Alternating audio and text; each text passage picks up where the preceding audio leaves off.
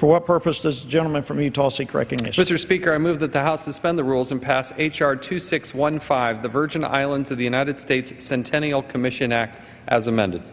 The clerk will report the title of the bill. Union Calendar Number 370, H.R. 2615, a bill to establish the Virgin Islands of the United States Centennial Commission.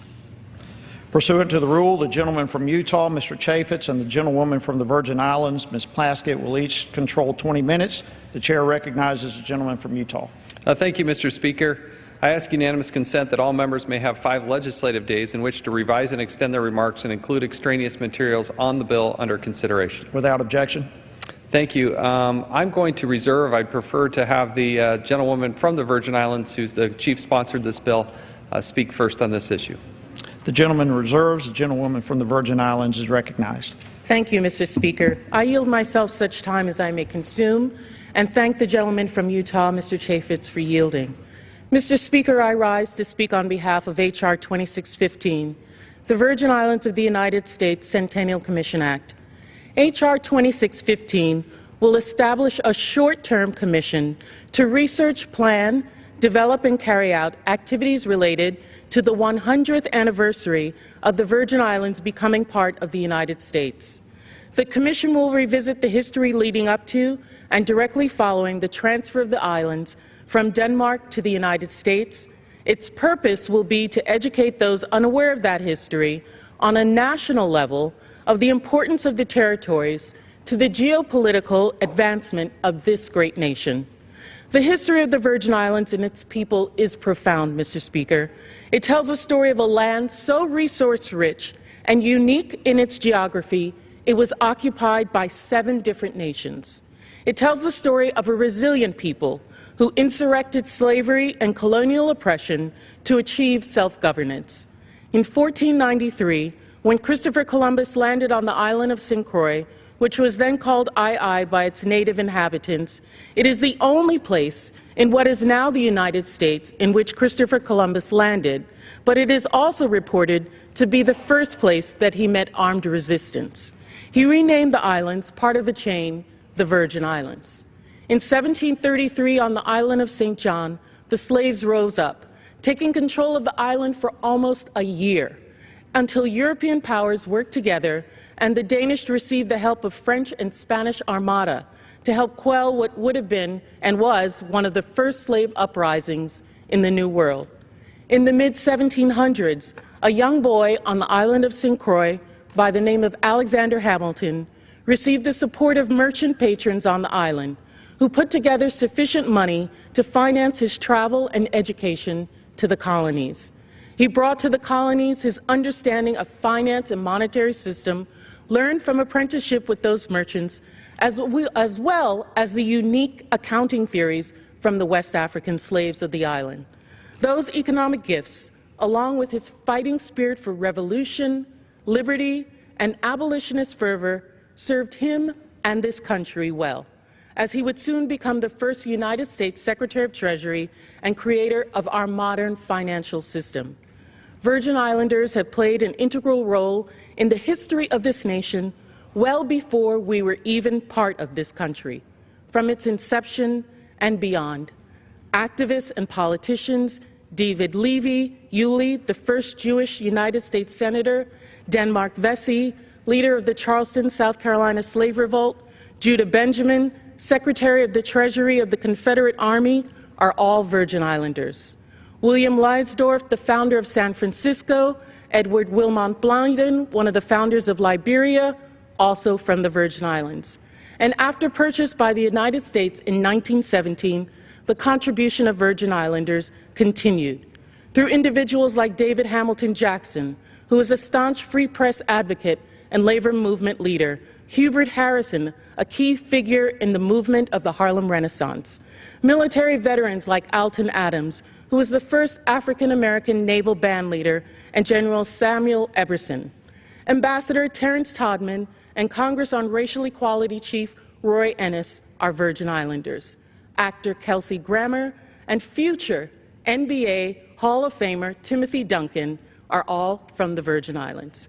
And the first female physician of this body as a member of Congress, my predecessor, Donna Christensen, is a Virgin Islander. During the time of exploration and slave trade, our geographic location made us a hub of Western Hemisphere commerce for several centuries and served a crucial role in naval military activity in the Caribbean basin. And so, nearly a century later, the United States purchased the Virgin Islands from Denmark for its geographic importance. On March 31, 2017, the Virgin Islands of the United States will celebrate 100 years as a possession and part of the Union of the United States. And this bill, H.R. 2615, establishes the Virgin Islands of the United States Centennial Commission to research, plan, and develop and carry out activities the Commission considers appropriate to commemorate, and I say commemorate, not celebrate, commemorate a more solemn and worthy endeavor, the 100th anniversary of the Virgin Islands of the United States becoming an unincorporated territory of the United States.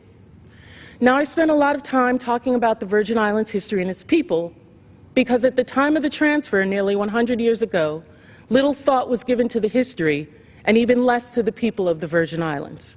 As Virgin Islanders during that time, my ancestors, my grandparents, watched the Danish flag come down and the stars and stripes unfold and ripple over the fort in Christiansted and over many places in the Virgin Islands. They thought out loud, we knew what we had, but we don't know what we're going to get.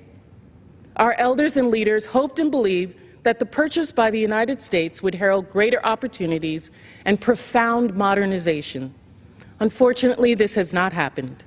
It took a decade of petitioning and lobbying to be given citizenship, and we asked for and petitioned again to be part of a draft.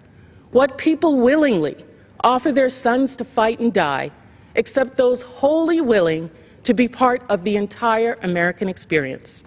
Even now, we have greater casualties per capita than any group in this nation in a volunteer military, and an example in part of our valor and patriotism.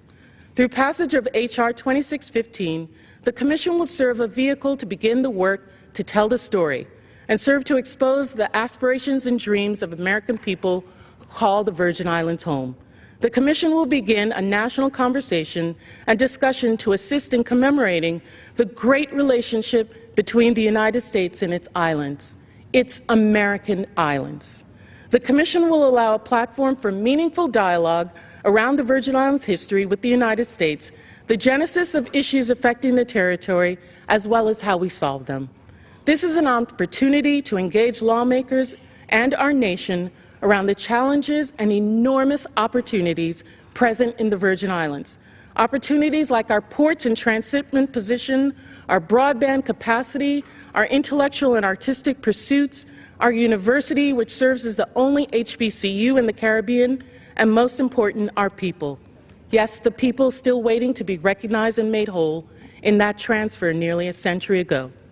As the Virgin Islands enters its next century under United States jurisdiction, it will continue relevance in the region as foreign investment, commerce, information, technology, and maritime traffic grow in the Caribbean. It's my hope, it's my dream, that its people will have greater relevance in this great nation, and that this Commission will show all the importance of that. I'd like to thank all of the members of the committee for supporting this bill unanimously out of community, and thanking Ranking Member Cummings and especially Chairman Mr. Chaffetz for working with myself and my staff on this bill. This bipartisan commission, which will be comprised of House and Senate members, along with the administration and other officials, seems only fitting as a 100th anniversary comes only once and then rarely. I urge my colleagues to join me in supporting H.R. 2615 and yield back the balance of my time. Gentlewoman yields. The gentleman from Utah is recognized. Thank you, Mr. Speaker. I yield myself such time as I may consume. How can you reject that? That's she said it as eloquently and as passionately from her heart as you possibly could, and I'm pleased that we could move this forward. In short, this bill creates a bipartisan congressional commission to plan and carry out commemorative activities for the 100th anniversary of the Virgin Islands becoming an unincorporated territory of the United States. The transfer of the Virgin Islands from Denmark to the United States in 1917 was a significant historic and cultural event. Under the bill, the bipartisan commission will develop, plan, and execute formal commemorative activities to honor the rich heritage of the Virgin Islands. The Commission's goal is to highlight the cultural, economic, and historical importance of the Virgin Islands, and by celebrating this anniversary, the Commission also has the opportunity to educate the citizens about the history of the United States Virgin Islands. The Commission may solicit and accept gifts and donations to fund its activities, but there is a prohibition as the legislation bars any use of federal funds. Again, I thank our colleague Stacey Plaskett, who is the representative from the Virgin Islands, for her passion and caring. It is one of the most beautiful places on the face of the planet. Second, of course, to Utah's 3rd Congressional District, but nevertheless, I think that's widely accepted. And I hope everybody gets a chance to visit there. Our daughter, on a personal note, was able to work there this past summer for 3 months, and she thoroughly enjoyed the people and the culture and the sheer beauty that is the Virgin Islands. And so I look forward to supporting this piece of legislation, and I yield back the balance of our time. The gentleman yields. The question is, will the House suspend the rules and pass the bill H.R. 2615 as amended? Those in favor say aye. Those opposed, no. In the opinion of the Chair, 2/3 being in the affirmative, the rules are suspended, the bill is passed, and without objection, the motion to reconsider is laid on the table. For what purpose does the gentleman from Utah seek recognition? Mr. Speaker, I move that the House suspend the rules and pass H.R. 4359, the Administrative Leave Reform Act, as amended. The clerk will report the title of the bill. H.R. 4359, a bill to amend Title V United States Code to provide that federal employees may not be placed on administrative leave for more than 14 days during any year for misconduct or poor performance and for other purposes. Pursuant to the rule, the gentleman from Utah, Mr. Chaffetz, and the gentlewoman from the Virgin Islands, Ms. Plaskett, will each have 20 minutes to control. The Chair recognizes the gentleman from Utah. Thank you, Mr. Speaker. I yield to myself such time as I may consume. I ask unanimous consent that all members may have 5 legislative days in which to revise and extend their remarks and include extraneous materials on the bill under consideration. Without objection. Mr. Speaker, H.R. 4359 is a common-sense solution to address the misuse of administrative leave for misconduct or performance issues. Unfortunately, it has become commonplace for the Oversight and Government Reform Committee to hear stories of federal employees who remain on administrative leave for months or years at a time. And let me be clear, Mr. Speaker, the overwhelming majority of people who work for the federal government are good, honest, decent, patriotic people who care. They work hard, they're trying to serve their country, and they put in an honest day's work. But we do have some bad apples, and every once in a while they show up and they start working for the federal government. And they create problems, they create mayhem, and unfortunately we have to tighten the rules surrounding their situation. Because we've had a number of federal employees who remain on administrative leave, sometimes not just for days, sometimes not just for weeks. Sometimes this drags on for months and for years to be on administrative leave. And while on administrative leave, these employees receive full pay and benefit, despite the fact that they're not working. There are going to be extraordinary circumstances, but this is happening far too often. It is particularly difficult to understand how the IRS could, for example, justify allowing Lois Lerner to sit on administrative leave for 4 months before her retirement. She was an individual who abused her power as a federal employee by engaging in the political targeting of American citizens, but she is not alone.